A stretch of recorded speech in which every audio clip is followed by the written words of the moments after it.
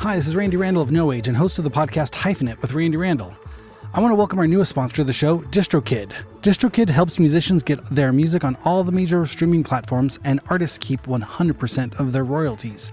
Hyphenate listeners get 30% off at distrokid.com/VIP/hyphenate. Again, that's distrokid.com/VIP/HYPHENATE. Go get your music streaming everywhere now. You're from Wisconsin, right? Nope.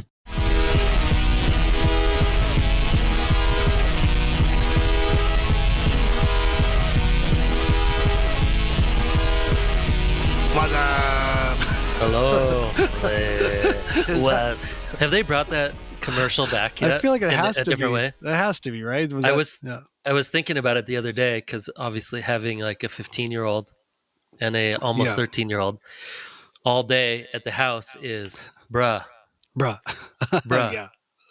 Bruh. Even Lila had some friends over the other day and they're just chatting. I'm like, bruh.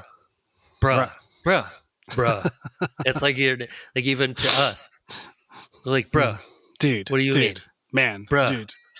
So I feel like there needs to be a new Bud Light commercial that's just bruh. And I kept thinking of the Minor Threat album cover with all the sheep on it. And the one black sheep, out of step, and then out of step, and that the all the white sheep would just have clouds above them saying "bruh, bruh."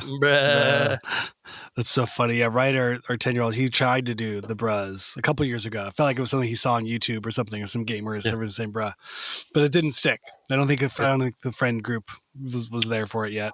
It'll be there. Just wait. It'll show up, man. Yeah, I'm ready for it, bruh. So today is Monday, halftime. I don't know the name of the show. Hyphenate. Halftime Hyphenate. Yes. And halftime. Hello. Welcome to halftime Hyphenate. Halftime. It's like the Boris Karloff, the Grinch narration. Like, oh yes, the Grinch. Halftime Hyphenate. We should do an all British accented episode one week.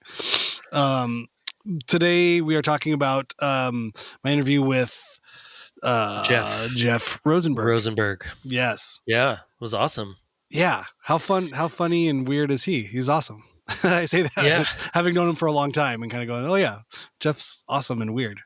Yeah. No, it was great because I didn't know. So John Dwyer was half of Pink and Brown. Yes. Had no idea. Okay. I had no idea. Did we make it clear in the interview? Yeah. He kept talking about that's where I learned it. Oh, okay. Yeah. Because he kept talking about John at the beginning, and then you kind of clarified that we were talking about John Dwyer. Yeah. And then, I mean, he seems like, I feel like I've met John maybe in passing at times being in LA. Oh yeah. But that the energy just seems crazy. So it seems like all of the stories, it's just one after another. Like everybody had then John stepped in and was like part of this band or was like selling weed on his Vespa or whatever it was. The Providence story is the John story. Yes, I know. And I think, I don't know if Jeff brought it up in the interview or we talked about it after, but he's like, are you talking to John for this thing? I was like, yeah, but I feel like the John interview is such a bigger interview. Like obviously, yes, maybe, maybe he's the linchpin for Providence Part 2. Yeah. Maybe that's what I kind of rep him into that. But I also just feel like he's become more known as OC's John. The OC's. Which is San Francisco or maybe even LA as a location. So he has surpassed whatever the Providence stuff was. But I think Providence was obviously a big part of his origin story. Well, didn't he grow up there? I think so. So it sounded like that's what Jeff was saying. And so the interesting thing about that is that all of those people grew up somewhere else and went to like become their thing in Providence. Yeah. And he grew up in Providence and is like, I need to go somewhere else to make my thing because I'm not staying in my small hometown. This is where I'm from. Yeah. So I think, yeah. So, but it was interesting though that Jeff was kind of the interface with John and the kind of the weird art scene, kind of bringing with sort of what Joel set up as this idea of, where the locals and the out of town art students sort of combined was what really made that kind of the friction and the excitement, and the contrast of sort of these high art ideas and kind of just burned out locals, or just people that lived in the city. There was a big separation there, but then when those combined, there was an explosive kind of like excitement about a scene that could be created. Yeah, totally. So it wasn't just art students and it wasn't just locals. It was this kind of influx there, and I think John Dwyer is probably that perfect example of that. Yeah, that in between. Mm-hmm. Yeah, and I mean, I love how Jeff, when he talked about music too, that he talked about that. He loved all the craziness and all the loud everything, but also was very very much trying to, like, I don't want to say perfect, but get a little bit more of like thoughtful technical aspect to whatever he was doing, and like really trying to like, well, I was doing all that stuff, but I really was trying to like, how do I make this song a little better? How do I make these parts a little bit more like that he's thinking about it a little bit more and trying to like go that way instead of just, a lot of that music does sound like two dudes just going for it, and trying to like step back from that a little bit of like, yeah, it's still like two dudes going for it, but we're trying to be like thoughtful of like, how do we want to come across? How do we want our music to sound and the parts? And like, yeah, I thought that was cool.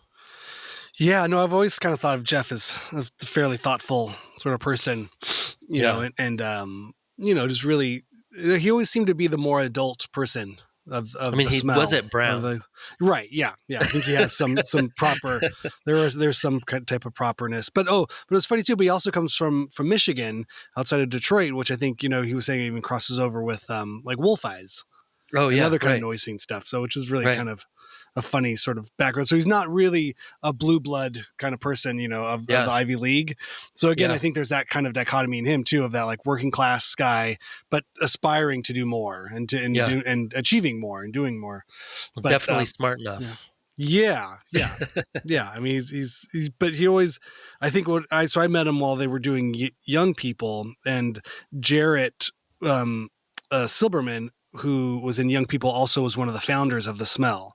So The Smell was started by three people. Jim Smith, who still runs it today. Ara, I don't know Ara's last name. It's not coming to my front of my brain right now. So Jim, Jarrett, and Ara were the three friends that started The Smell. So inevitably, Jarrett starting a band or being in a band, they would play The Smell a lot, and there was kind of a crossover there. So I felt like those early days of me going to The Smell when I was 18, 19, I would see, these very thoughtful, artistic, slightly older people, 5 to 6 years older than me. And it was like, wow, these guys must have went to colleges or something. Yeah. They've read books and seen movies that I have not. And this is exciting. What an exciting world to come into. Well, and they were, that's when The Smell was in North Hollywood. So it was North Hollywood, and then but only for like, I only went to the North Hollywood location once, and when I moved to downtown, that's where I went more. So I moved downtown in '99. I think North Hollywood is kind of late '97, '98, and then '99. Okay, moved down. Yeah, I only knew the downtown one. Yeah, that's amazing. I mean, how does it feel for you to go back and talk about all of these things? Because so many of these relationships that you have with a lot of the people that have been on the podcast kind of come from, 20 years ago. Yeah. And so Steve, like, how does it feel like sitting back and kind of like reminiscing a bit about all of these things? Well, I think, I hope it comes across how much respect and how much of it, I guess respect's not even the right word, but almost awe and admiration I have for most of these guests, because the people that, especially the people that I go back with this far, in essence, these were my heroes, or at least my musical heroes. Then I try to be friendly and cordial and collegiate, or we're contemporaries of. I feel very fortunate to be able to call people and they answer, or they text and they text. Then I can invite them on a show like this and they'll be willing to come, because it's they could just as easily be like, they would fuck off. But in my mind, it's like these are some of the some of the luminaries or people that I really looked up to in making music in the early days. And I think at the time, and when you're in your 20s, it's not cool to say like, you're my hero, or like wow, I look up to you, or it's almost obvious. It's like, of course this of course I look up to this person. He's making rad music and doing stuff and touring and all these things. I think there's I think it's almost too, it's just apparent, doesn't have to be said. But now this many years in, it's like, oh, just want to let you know, you probably changed my life in so many small ways that you don't even know. And so hopefully by having them on and getting to talk a little bit about that, I can acknowledge that in some ways, but also without being weird, without being super weird about it. Like, remember that time when this happened? Because, it's a funny one where I feel, whatever No Age has achieved was more than I could ever anticipate. However, we also didn't, become super famous either. I think we're big in a very small world, or very small in a much bigger world. So, we're a very ostracized kind of band. And I would have to say, without feigning humbleness, is, we're not really that big of a deal. As the years go on, I'm very understanding the small nature of myself. I think in the middle of it, my head was definitely capable of being inflated past normal sizes. But as time goes on, I'm like, oh yeah, we're a very small thing. However, that being said, anything I've accomplished, I can trace back to some very seminal influences. And I think when I come to do the podcast, like that's who I'd want to have on to at least talk about it. To always talk to them, because it's just fun. I admire these people. I want to know more about them. If I'm going to interview somebody, it's like you pick your heroes, right? Well, and I think it's interesting too, because I've had that situation where when we had our little gallery, which again was a very little, tiny niche thing that was like important to like maybe 700 people total. But that so many people that I knew from that, again, were my artistic heroes. These people that I was like, oh my God, how are you doing this? How are you being an artist for a living? And how do you, it's like just amazing people, whatever. And then like 5 years later, after the gallery and everything, I realized I had never hung out with or talked with the majority of those people outside of the, like a night at the gallery or like seeing them at a bar. Mm-hmm. And it was like, I don't know anything about any of these people. I know their art, and I know like we get along socially, but that like, and that reminds me too, like when you were talking to all your old friends and you guys are talking about stuff, it made me realize how many people from all those years ago that I spent so much time with that I never saw them like during the day. Real, like in real life, like it's like, oh no, I probably had like 500 conversations with that person between 11 o'clock and 2 a.m. Oh, that's hilarious. And I don't know if we ever saw each other during the day. I don't know where they live. I don't know. I've never like seen them maybe without us both having beers in our hands. Yep. But there's so many people, and this has also made me go through some, like I was looking for those lightning bolt photos that I took, and I'm like, oh, there's got to be a whole roll. Like, no, there's 5 photos. There's five pictures, because I had and they have like a date stamp on them, because it's like an old point and shoot. That's incredible. But it really makes me look. And then on that same roll, it was a show from the Troubadour with Les Savifaves or Le Savifave, I don't know. Mm-hmm. And oh God, what other band? Anyway, completely another band. And then there's photos at the end of that roll from The Smell from another band. And then Joel from Dios, like some pictures of him just at a bar. And I was just looking through and I'm like, was this all in the same day? Was this all? Could have been, right? But this is probably like 6 parties in one night. I wouldn't have had like one roll of film and a camera for very long. Like this must have all been in just a couple of days.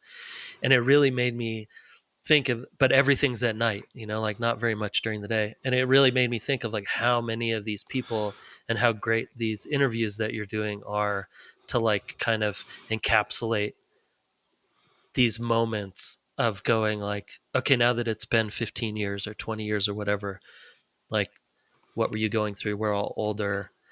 And I think that they really come across as like really cool interviews also about things that I thought that I knew about and that I knew nothing. I'm like, I didn't know Jeff Rosenberg, but then I knew Pink and Brown, and then I know John Dwyer, and then I know, and he's like, oh yeah, and then I was in another band with Brian Gibson from Lightning Bolt was our drummer, and then I was a drummer in another band, and then it was, and you're just hearing all these things of like, oh, those were really fun times. I remember those times. Like, yeah, no, Let's we were start in a a band band. once that Yeah. played a show, and I just kept thinking of like, what is it about those times of people in their like late teens to maybe 30s that feels like it's a band. We have to start a band. There's something in like the brain of people that young that are like, I need a group of people to move forward with.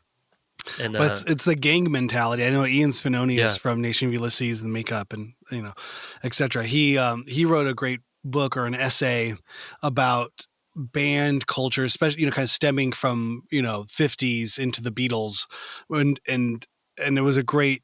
I thought it was a great reflection, on that tribalism of what it meant to be in a band. But you often say it's like pirates, right? It's like you have yeah, it's a thing, yeah, but I think a lot of it really realistically came out of like car culture and motorcycle culture, and you had a gang, right, and everybody dressed the same, or you had a badge, or you had an insignia, and you had a name, and it was that feeling of belonging, and that was very much like the Beatles all kind of had a unified sort of uniform and haircut and everything, and so much of the culture that would stem from those 50s and then through the 60s and even into the 70s, there was all about the image, and now we would call it branding, I think is yeah, what the kind of the modern nomenclature is, what's the brand of the band.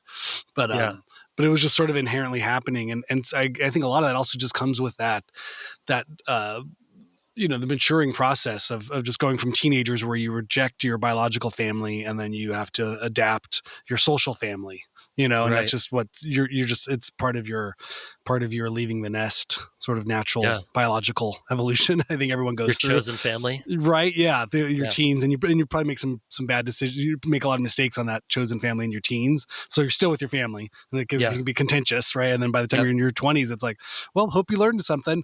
That guy yeah, that steals from me all the time. Yeah. Maybe don't find another one of him. yeah, That girlfriend that cheats on you. That's probably, don't find another one of her. Hopefully that you yeah, get all right. that out of your system as early as you can. Like how to not have shitty friends in your chosen family, but you never know. Depending, Yeah. that probably depends a lot on your biological family as well. Oh, totally, totally, and probably depends on a lot of luck and randomness at the Oh, same time. absolutely. I Right. mean, I think of the times where, I mean, even what I was talking about, or maybe what I will talk about next week, Oh yeah. Right. uh, about the whole, the reason I ended up in LA was from meeting one person in Idaho. Like Yeah. completely randomly, one person. It just happened that I was taking photos and stayed in touch with Travis, and then like 4 years later, 3 years later, I was in LA. And was like, if not for that, probably that week of being on campus at the right time when people were skating and taking photos, and them being like, hey, just when you get your photos developed, send them to me and I'll put them on. I think they had a website. This was like Yeah. the beginnings of like websites and everything else, and it was like, this has like changed my life in one afternoon. It's like completely flipped it. And I actually remember I was developing my photos, and our photo professor Fran Ho, who was Don Ho's cousin, the singer, which is amazing. Nice brag. Yeah. And but I was telling him, and I was like, yeah, I've been taking these photos of these kids that are skating, and and they just have like a really interesting, they used to make skate videos, and they would send them in and they'd actually get reviewed in like a thrasher. And there was like they'd make these local things. It was called the Capital 7 Films, and they were all in high Sounds school. very official. Yeah, they were like 3-4 years younger than me. They would make these great videos. I mean, they were really good skaters, but it was also kind of like pre-Jackass, kind of like running around and doing pranks and stuff like that. And so they would get their stuff reviewed in Thrasher. They'd just send it in, and I was telling him, and he's like, I mean, those are kind of the people that you probably should, like, if you want to be photographers, you should probably stick around. And I was like, oh, okay. Thanks, Dad. Hey, it's not like a bad idea. Just push you in that direction.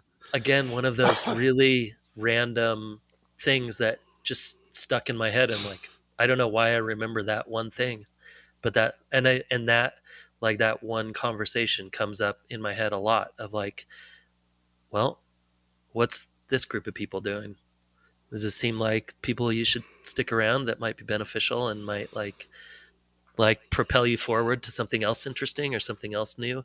And I feel like that's always stuck in my head of like, okay, make sure you're around people that are like moving forward and that are interesting, like doing interesting things and feel compelled to like keep moving and working and changing and doing new things and are creative and whatever. And it's always kind of stuck in my head. And I feel like I can be personally a little bit of a chameleon, and I can be like, oh, here's like, I'm into art and I'm into this, I'm into music. But those points of like being in a band, like in a band that we never, I mean, none of us had been even, I don't think, I mean, I guess I'd kind of been in a band before, but and just be like, well, I guess we're in a band. We should try to play some shows, and then get in with some shows. And then like, wow, these bands are really good.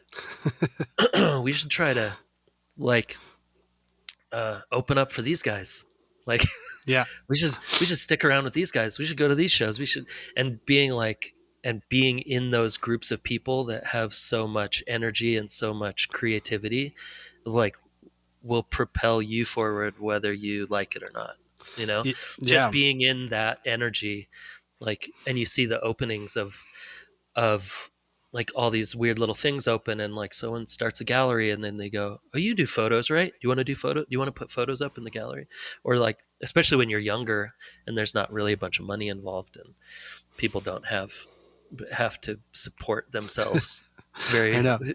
I just saw New Image. Probably by the time this comes out, it might have already happened. But New Image art is having like, I don't know what it is, 30 years. 30 years. Yeah. Insane. Yeah, so totally. Cool. That is such a great like gateway art gallery, or at least it was at the time. Oh, it still is, I think. Yeah, it's incredible. But I mean, even as a just a dumb kid off the street, just to go in and like, can I see some art? Like, okay. This is pretty cool. Yeah. I think I first went there for like an Ed Templeton art show. And I just knew skateboarding. And I was like, okay, now I know art, I guess. Now I went to an art gallery. That was pretty cool. You know? I'd never been to an art gallery before that. Or like, contemporary art gallery. I'd been to museums. But to see something that was like happening, artists showing work on walls. Like real people doing real things in real time. Yeah. Yeah. Had never interfaced with that, in life. Well, and I think that's the amazing thing about a bigger city, or a city where things are, where there ends up being a scene, and those things are happening. We have a caller. Someone's calling in. Hello, caller. You're live on the air. Long-time listener, first-time caller. But that was the amazing thing to me about, I mean, I guess when I first moved to Portland before I moved to LA, but you'd go out to a show and go, oh, wow, that's the real guy. That's the guy right there. He's like just having a drink. And there's like Elliott Smith is just sitting at the bar. Oh my God. Did you see Elliott Smith in Portland? Mm-hmm, a couple times. Yeah. Oh, but it would be like, because that was at the moment, that was after Good Will Hunting. Oh yeah. But like only a year after, I think. So he had moved to LA, and then, we'd be at shows and you'd hear the rumblings of like, hey guys, Elliott's coming, or and we're like, Elliott. Man. Oh, Elliott Smith is coming to this show. Oh, got it. And then he'd come, and then everyone would pretend like they didn't know. They weren't staring at him all the time. All of us did, because we were like younger, but then all the people that were in the bands there had all played with with Wasn't a big him. deal. And what was the band he was in before Heat Miser? he went solo? Heat Miser. So it was Yeah. all like the Heat Miser people and Junior High and Number Two and all these other bands that ended up like playing in his band, or people that end up playing in his band later, and Quasi and all that kind of stuff. All those people were always around, but then and you'd go, oh wait, that's Jen. Oh, that's these people are like really famous to me. This is weird that they're like hanging out at the bar, or maybe even working at the bar. Oh my God. You know, Yeah. it's like, Yeah. and I feel like that was like the definitely a stepping stone to coming to LA and going to to Millie's. You're like, is that Keith Morris? Is he work? Is it Keith Morris for the Circle Jerks working at Millie's? Is he serving me eggs right now? This is the craziest thing that's ever happened. Well, it's amazing, but it's so humbling too. Just realizing, oh shit, Yeah. life's fast. Like shit happens. Yeah. I was gonna say, yes, I think it was also, you know, a good chance if you were anywhere in the early 2000s, you would see Elliott Smith at a bar, just because the poor guy, I think, lived in bars. I think it's not as uncommon of an occurrence to like, oh, you might have been, you know, he might have been at a bar every night in whatever town he was in. So if you ever went to a bar, you would see. We used Elliott. to see him at the what's this spot in Atwater the Roost. That had popcorn. The Roost. Yeah, that's where I'd see him too. Yeah, and I'd never talked to him. I just never was me wanted neither. to leave him alone. And it was such a bummer. Like, yeah, it was one of my my photography misses was with Elliott Smith's show in Portland. He played the Roseland Ballroom, and I knew I had ended up being friendly with a couple with like Sean Krogan, who was from junior high, and then that band, they members from that band and this other band, Number Two, ended up playing in Elliott Smith's band for that tour that year. And so I ended up getting like a backstage, you know, like being on the list or whatever. And he's like, yeah, come take photos. And again, I took photos with like a Holga. I mean, it's just like such a bad move. I like photos from far away, like the other side of the stage. And then I was backstage in Portland in 1999, Elliott Smith. So everyone, like, I feel like these dudes from Pavement were there. Like, it was just looking around going, and I was 23, 24. And I had gotten the like, no, it's okay. You got your camera. And I didn't take any photos because I was so scared that I was just going to be like, who are you? What are you going to do? And I was sitting there in a group of people, and Elliott was like super funny, extremely funny. And like, just, he had a like a trucker's hat on. I think it said, "Who's the man?" I think you can look it up. He wears it. It either says "Who's the man" or "I'm the man." And he just kept going like, "Who's the man? I'm the man. Who's the man?" And I'm sitting there looking, and I have my camera, and I didn't take any photos. And it was a group of people, like all. You'd probably look at them now and be like, "Oh yeah, this indie rock royalty." Everybody from Portland that ever made amazing music was in, like, literally in that little group of people. And I only have a mental image of me going, "Just do it. Just take the photo. Just take the photo. Just take the photo. Just take the photo." Oh, you didn't take the photo.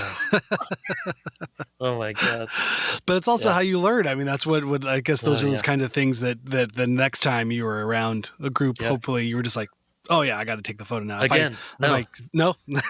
Well, I mean, the fifth time after being in a big group of people, I remember I remember being on tour with Atiba Jefferson, who's an incredible photographer on so many different things. But he was always so good at just like, hey, stand together. You know, he would just direct people like, hey, you go stand over there. And he would just hold a camera up. And you realize, like, when somebody tells you to do something, like, oh, okay, I don't know, I'm just standing here. I guess I'm supposed to get my picture taken. Okay. And then he takes it and you're like, okay, good. And I just go. He just did it in such a confident kind of way. Like, yeah, that's what I do. Everybody's standing over here. Everybody look this way. Okay, thanks. And then he gets the photo. You're like, wow, that was incredible. How did you do that? Yeah. he just told all these people to look at him. Yeah. And having that confidence. And I think like the confidence is everything, obviously in photography, but that in everything of like all those moments to be like, No, you're in that room because you're supposed to be in that room for whatever reason. I Oh know, my God. however Imposter you syndrome. I still have however that you feeling. got there, whoever let you in the door is letting you in the door because you're supposed to be there, and that you sitting there thinking that, like, well, if they only knew how horrible I was, they would never they must have thought I was somebody else. Like that Meanwhile, whole thing. everybody's mind is thinking the same thing. Oh, everyone, Everybody in the even room the is most like, famous I'm not person in supposed to the be room. here. There's all these other famous people. I'm not the famous person here. Like, no, you're not Like, the famous person. Yeah, like I have to put on an act to pretend I'm the real guy that I am. Yeah, but that totally will just it's like your body or your brain trying to protect you from potential failure at all times, to be like, guess what's much easier? Not even being here. Let's find a way. Go hide in a let's hole. find a way. Let's find a way to pretend that we're not supposed to be here, so we don't have the ability to even fail. Oh my God. Yeah. It reminds me, we No Age played Altamar's parties that my Blade Valentine curated, which was insane that we were able to do that. But and my Blade Valentine was one of my kind of favorite hero bands, that I discovered at a time when they had already been broken up, and I was like, wow, I worship this band, but I'll never see them, let alone ever interface. I remember this early days of internet, there's this journalist, Ned Raggett, who had a radio show, and he had a transcript of an interview he did with Kevin Shields in like 96 or 95. Mm-hmm. And this is when Kevin Shields was kind of just in hiding. It was like the only way to see. So I wrote him and sent him like $2 in a self-addressed stamped envelope, and he printed out the transcript and like mailed it to me. It was like I was like obsessed trying to figure out as much as I could about Kevin Shields. Like, anyway, we're playing this thing, and they're like, oh, hey, there's a party in one of the chalets. It's like this Alzheimer's party thing in England. Was like everyone's stays in the same grounds. It's like a big holiday center. They said, we're like, so there's just there's this whole apartment that's just for the bands to hang out after the show, and we were invited. And so it's like the VIP of the VIP kind of thing. It's like there's the backstage area, but then there's like, this is the extra area afterwards. And I remember going there. It's like, oh, this is wow. Okay, everybody's playing is here. And then I walked into a room, kind of looking for the bathroom, and it was Kevin Shields and Jay Mascis. And like just in this room, I think there was weed, being involved or something. Yeah. And I just kind of like stood there for a minute, and I like walked in and like closed the door behind me, like, oh yeah, I'm supposed to be here. Mm-hmm. Hey guys, I play guitar. I was in a band. I played tonight. I think I tried to say something, and it was very clear that I was not supposed to be there. You're like, oh no, I found my way into this room. Yeah, like it's cool. I could be around here, but not right here. This is probably not the okay. I'm going to stand 5 feet over there, and that's probably better. But it's like, one door too many. Yeah, I found the rings of hell. Like I found myself in the center. Like oh no, okay. But the social awkwardness was just off the chain. Outside this door. Yeah, just right on the other side though. I'm fine right out there. I mean, but maybe that's just my own lack of confidence. Maybe I should have just been like, "What's up, fuckers? You fucking jamming some guitar? Who likes whammy bars and offset fenders? Fuck yeah, bros! Shit's tight. Loud amps. Like, hey, Marshall, what's up? Okay, pretty cool. I'm loud. You're loud. We're all loud, right? Hey, go figure. Yeah, where did I come up with my shit? I don't know. I've just been listening to you guys for fucking 30 years. I don't know. It's pretty cool, but we're all here now, and I definitely belong. We're contemporaries, right? Pretty sweet. Congratulations, you just met me. Yes. That's the hat I needed. I needed Elliott Smith's "Who's the Man" hat. I needed to wear that. Who's the man? I'm the man. And then you just leave. And then they're like, bunch of fucking nerds. That guy. Yeah. Knowing them, that probably would have been just fine. I don't think it would have fought me about that if I would have come in all guns blazing. They're probably like, all right, well, that makes sense. Yep. Feedback, feedback. Feedback, feedback. Yeah. Whammy bar, delay, feedback, whammy bar, delay. Yeah. That's what I imagine they taught their conversation was I walked into. Just no sentences. Guitar. Notes, loud notes. Yeah. But I definitely felt that way. Oh, but the other thing you had mentioned earlier, though, we were talking about the being around people, just kind of knowing who to kind of just hang around.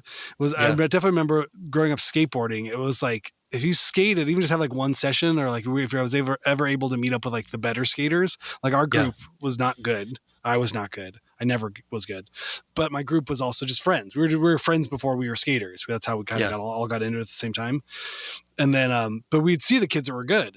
And then just sessioning a curb or something together, it was like, oh, we all instantly got better for that one day, for that one afternoon. Yeah. Like we were all better because those guys were better, and just seeing them do it, like, oh, okay, they could pull this off versus our like 500 attempts at like a nose slide that just never worked. We'd see this guy actually pull something off, and I'm like, okay, I could do it. And then, and so definitely hanging around good skaters made me a better skater. Yeah. Even just makes you try 20% harder. There's something just to about be like, well, I don't want to look like a complete idiot. So I need to at least I'm really trying to impress these guys. Yeah. Or is that thing of like, just hang in there. Just don't bail. Don't bail as early. Cause if, you're going to look lame if you keep bailing. It's cause you know what you're doing wrong, but when you're with your friends, just dicking around, it's like, it doesn't matter. I don't want to be better than my friends because I'd look like an asshole. But when there's somebody better there, then you're like, oh, we should all try to be at least as good as that guy.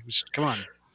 Well, and then that one time when it's someone who's really good at something and you just hear like a little clap from the back and you're like, to that guy? All right. Oh, he's supporting you. Because I almost landed it? Yeah. Or because I tried hard. It was good for you. Yeah. I remember talking to Ray Barbie about that. It was like your personal best. Like that was good for you. Yeah. Like, okay, that's enough. But yeah, it's funny, all those little things. So yeah, so knowing Jeff from young people, I tell the story, in the episode, but I was just so blown away because they were such an awkward band. But I'd never seen a band really play with that kind of presentational sort of meta commentary of what it is to be performing. I think looking back on it, I had a little bit of the Dogma 95 sort of art house, kind of had some situational awareness of art and art happening around me, but never really experiencing it, but kind of at least, educationally or something, and that kind of like, I think there's a Brechtian kind of calling attention to the fourth wall. Or, I think there could be, I'm sure there's a better way that they were thinking of it, or they were just weird. But I think that was intentional. A lot of the weirdness too. They played with that weirdness and the space and the time and the pausings of it. But it really put you as audience like on edge of like, okay, are they going to play another note, or is the song over with, or is it going to keep going, or like that kind of feeling? It was not a roller coaster ride of what you like. Big song, big finish, yeah, and everybody claps, and then they say, thank you, here's our next song. It was just these kind of movements and sounds and, kind of like performances, or, you know what I mean? Or just kind of like a flick of a hand on like a guitar, like, okay, like it was all of these little moments and movements were all like thought out and part of the band and the presentation of whatever it was. And it was like definitely enrapturing and kind of felt like, whoa, okay, I've never really experienced a band quite like this. That's amazing. Well, I loved when he talked about it and when you were bringing it up and he's like, oh no, we were really uncomfortable and maybe kind of fighting a lot. And there were a lot of issues from time to time. But then I wrote down this quote that he said. He was like, but then there were these moments where the sun was peeking through the clouds. When it felt like the sun was peeking through the clouds was when it really worked. And I thought that was such a great line to be like, you have like them going through all of these tougher times of going, oh God, okay, are we going to pull this off? Are we going to pull this off? And then all of a sudden there would be a moment that was working. But I don't know that band. I never saw them play live. So, but I feel like that could even be said in the context of like their set, you know what I mean? Where it was like, oh, there's all this tension like within the set happening. And then there's one like 30 seconds of a song where it's like, whoa. But it's contrasted to the kind of bleak nothingness of the whole, you know what I mean? It's all about the light and dark, right? That contrast of something. Like if everything was just like crescendo, like, oh well, you don't really have a sense of dynamics at all. It's all at 100 all the time. But I think it was also around the time, of bands like Godspeed You Black Emperor or the Dirty Three. Right. I think there was very much this kind of I don't even know what it was called, or low, or you know what I mean, these kind of like slow post rock kind of things of like long, beautiful but tense kind of things. And like, oh, this is really uncomfortable, or not, almost like cinematic. So yeah, there you go, cinematic. Or I think Slint is another band that kind of put in that sort of position of like, okay, things are happening and it's building, oh, but and then it goes to something, and then Yeah, I think they kind of were working somewhere, or they'd be recommended by the algorithm. If Yeah. you like this, you'd like this. But then I remember I think it was that thing too, where I think Jeff, and I guess I'm intimating or I'm inferring because I don't really know, and I didn't feel comfortable enough to ask him, but it felt like Jeff always had this sense that like we could push this further or we could do more with this, in the sense of like making money as a band or functioning just as like a band out in the world that puts out more than one record or could tour or play more than one show a week. It seemed like he wanted some kind of sense of like a functioning band. And I think it was tough just for whatever internal politics of their friendships or discomforts personally within those three people of young people. But they put a record out. Their second record, the first record was on 5RC, which was the Kill Rock Stars sort of artier imprint, which was really cool. And then the second record was on Dim Mak, which was like the Steve Aoki of like cool guy sort of thing that had a lot of like dancey stuff. And that seemed odd. They started with mostly rock and like kind of not emo, but what would you call Posy-core? Yeah, I don't know. Well, yeah, because Steve was in a band with Rodinger, our friend Brian Rodinger, who was a graphic designer, called This Machine Kills, which was a very kind of earnest thing. Like again, I didn't know Brian was in that band. Yeah. Interesting. Okay. And Brian had his label Handheld Heart, and then Steve had Dim Mak, and they were putting out stuff. But anyway, so the second Young People record was on Dim Mak, which again, seems like a good. They had, that label had attention around it, and then they went on tour. And they went on tour in Europe with the Kills. Again, something you think was good, but I just get the sense that young people, the people who were not Jeff, were just having a hard time with this kind of like functioning as a band in this world. And but it was such a funny mix of it too. It was like, wow, this band is really serious, and now here they are. When I saw them in Bordeaux, it was like, what a strange. Like I don't know what the context is that they would fit into the larger picture. I love that you were like, and then I just stayed at your hotel room. I love that. I was such the 20s. A professional little brother too. I just think I'd always been the little brother, just of all my older brother's friends and everything. And so the idea of like, like, hey guys, I'll just crash here. I mean, I was staying on the floor somewhere else. So like one floor is different than another floor. I was 22 backpacking through Europe for 6 months, for 6 weeks with like $200 in my pocket. Like I had no business. You're like, you guys you'll never even know I'm here, guys. Don't worry about it. Meanwhile, I just don't want to sleep in the rain again. Yeah. I'm blowing up their bathroom, taking a shower, like making a coffee. What are you guys doing today? Like, what's going on? Like, dude. I do remember he did mention though about in the interview when he was like, I felt like sometimes the music there wasn't like a finale. He felt like it would go somewhere and then it would just like peter out. Yeah. So I think, I feel like you're right in the sense that he probably saw more of a future, like could see a little bit farther in the future, and maybe the other members were like, no, we're here. We're fine. Yeah. Yeah. No, I think he was looking for something more traditional, which then would make sense leading into his involvement with Lavender Diamond and Becky Stark, who I think also came from that Brown world. And, and we were talking about before the mics turned on that I think, the Becky Stark experience was sort of half character, half person. The line's blurred, but I think Jeff's involvement was very much from I've played in bands. I think this thing could work. I think Becky has cool music, and if I play the guitar correctly, or if I play this right, and it seemed a little bit more mature too than the other bands. Obviously, he had now kind of, as he was getting older, as each band would form, and he sort of seemed to be the serious, or not serious, but just the guy who knew what he was doing, the guy who had experience doing. Totally. He put records out. He'd gone on tour, so this is how this was going to work.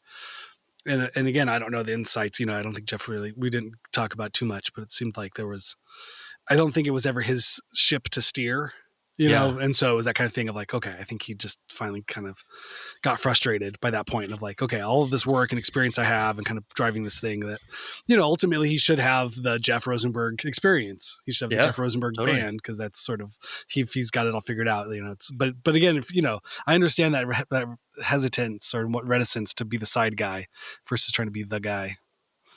Oh, I can imagine those times. Yeah, it takes a lot. Having to run it, especially now. Yeah. Like music wise, I think it's pretty tough. Yeah. But but I think everything's kind of more right sized for him, and it sounds like he's going to be doing some recording. And I've always just loved his sense of timing and space and arrangements within songs he's done. And he shared with me his Bandcamp of the stuff he's doing now, and I told him, I was like, dude, I'm down to play. This sounds incredible. It's just really, that would be amazing. There's something very elemental, and I think that's part of it too, of just like the imprint on me as a young person watching Young People, the band, just goes like, oh, these are great, kind of just like melodic movements or tension filled moments of like how to use this guitar in this kind of expressive way, and another sort of sense of abstraction, but still within a more traditional melodic sort of piece. I don't know. I think I've tried that in different times with No Age, even, just to sort of invoke that, like, I'm going to hit this note and just kind of let it sit there, and then just sort of give space to things. I think they're really good at having that kind of space. And I tend to get busy and become more of a maximalist. So I try to, every once in a while, I'll go back into my baby brain and be like, right, young people, think young people. Okay. Give it space. I feel like No Age has a lot of space. There's a lot of repetition. A lot of repetition. Repetition and space. No, but I mean like repetitive, like it's not like getting clogged up with a bunch of stuff that doesn't need to be there. Oh, that's good. That's probably Dean's. Yeah. That's probably Dean's. It's like cut that part, cut that part, cut that part. Can we let the song breathe? You keep choking the songs with all your backwards guitar solos and delayed stereo effects. Like, they just sound so good. Well, however it ends up. Yeah. I don't know. Soundfield. There's a lot of space in Soundfield. No, it's true. It's true. Yeah, I try my best. I think I love how he locked you into to recording during the interview, though. Oh, do we talk about that? So hopefully you're going to come by the studio, right? Yeah. Oh, good. That's one way to do it. That's on the mics. Okay. It would have been weird if you're like, I mean, my people call your people. See what's going on. Yeah, totally. Let's see how our schedules look. Oh, shoot. No, I love Jeff so much and know him so much. The last thing too is I asked him before the mics came on. I was like, because there's something, some people, I think, like we were saying too, just talking to heroes or catching up with people. There's also stuff I feel like I'm not good at, like, just in a normal conversation, like you say, over beers at a bar or at, getting coffee with somebody, catching up. It's like, you don't really do the whole, like, so where are you from? Where did you go to school? Oh, yeah. And my wife is great because she always asks, like, oh, so, like, who is this person? I'm like, it's a guy, I know him. We played guitars. Yeah. Where did he grow up? Is he married? Does he have kids? Did he get his degree? Who does he know? Like, where does it? I'm like, I had never asked these questions. I don't know who. Half of my friends I know nothing about. No idea. I just know we get together and talk about whatever we talk about, or play music, or talk bullshit. But it's never. I never think to ask people's biographies. So this podcast is really dedicated to Shannon. If she were ever to ask me anything about any of these people, I could refer back to my archive of podcasts. Like, okay, hold on, I know I have his whole CV here. Hold on, let me find it. Listen to episode 4. Yeah, I have an appendix here for everything. You're from Wisconsin, right? Yes. Nope. I always thought you were from Wisconsin. Nope. Yep. Never been there. Yeah. Got so you'll notice, let's start there then. As the episodes go, I usually try to let them tell me about themselves because I don't know anything. But so I'd always heard that Jeff was somehow related to Eminem's manager, and I was like, I don't know what that means. And I never, and again, it's this thing, like, unless the person brings it up, I don't ever feel comfortable. Like, but before the mics are on, I was like, why, we were kind of breaking the ice and we were about to record it, and I thought I would at least throw it out there just to see if there was anything worth talking about. And he said he would talk about it if we felt like it, but I guess it's his cousin. Oh, wow. Amazing. I think Paul Rosenberg. Paul Rosenberg is Jeff Rosenberg's cousin, right? There you go. That's the Rosenberg. Amazing. But then also because he's from Michigan or from Detroit, which would also make sense. We kind of place him around the Eminem world of things. Yeah. But I just didn't feel like I could really. We were talking about so much other stuff, and his father passing and going to school in Providence. I was like, this is a Providence thing. When I do my Eminem theme month, when I talk to people, the Eminem story on Hyphenate. You have so many people close to Eminem. Yeah. I could really get in there. Do a whole month. Maybe have to find like 6 Thursdays. So I could really have a whole Eminem month. Yeah. But I thought that was at least interesting. I don't know. Yeah, I think that's awesome. But I also wondered. Oh, sorry. I love a good random family, like relation to somebody. Relation. Something. Yeah. Yeah. But I guess my thought though is I wondered if having a successful cousin like that in the music industry ever was like if I were to ask, if we got to talk to him, if it was ever somehow like a stick in the eye, like, well, here I am, I'm doing music, but I'm doing like art music in a weird underground kind of scene in Los Angeles. And my cousin is managing the largest, like the living embodiment of Elvis, or whatever. Yeah, some kind of like the largest pop superstar in the world at the moment, or some kind of Michael Jackson, like Godhead pop figure. Like, is that intimidating, or is that inspiring, or is there in any way that like helps or hurts you? I can't quite figure that out. Yeah, I wonder. I mean, it could mean nothing at all. It could go both ways. I feel like some of those things are when you know someone, like even if you're surrounded by people who are like doctors. Oh, I know some doctors. You're like, oh, I guess that there is a path to becoming a doctor, huh? It is realistic. Yeah, it's realistic. Like if you don't know any of that stuff, it just seems like I don't even know how to open the door, or like where the door even is to knock on to even get to this point. Or if you have someone in some kind of music industry or something, it would be like, well, I don't know, my cousin did it. It's a phone call. At least I could take a phone call. So that's like a real thing.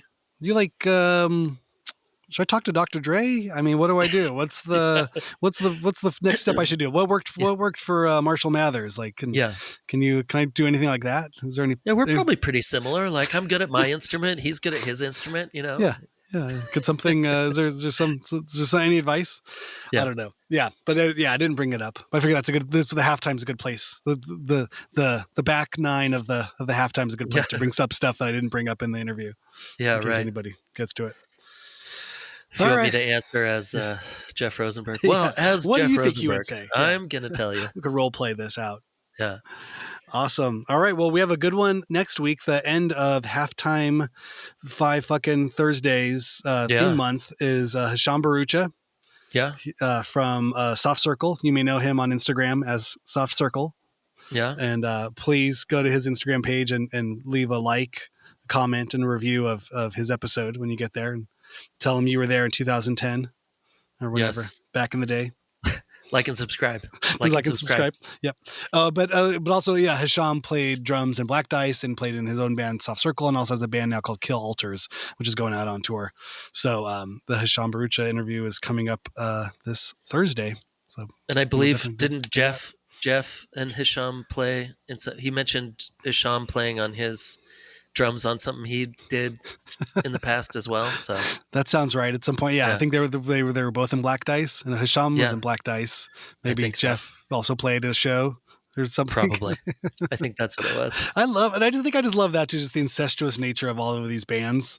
This Providence scene, I think was definitely, a huge influence on I think what was going on and in my generation of the smell, where it just felt like everybody should just start a band every week, and you just start another band and play another show. Like you could, everybody from these bands, just be hanging out in the alley or watching another band. Like, we should start a band. Let's start a different band. Yeah. We could just play, even if we just only played one show or whatever it is. It was like, that was just, that fun of it all. Open for your friends, do some weird artsy stuff. Yeah. Super fun. Yeah. But I think, the Providence stuff, I feel like the smell did not get down with the amount of masks and costumes. I think there was something about it, the proximity to the art school. And somehow there must have been like a plush teddy bear factory or something somewhere in Providence that I've yet to uncover. There's the third leg of this art scene. Like, okay, I get the art, I get the silk screening, the printing, the loud music. Okay, we figured that out. But now where'd all these fucking plush animals and weird neon colored yarn sculptures come from?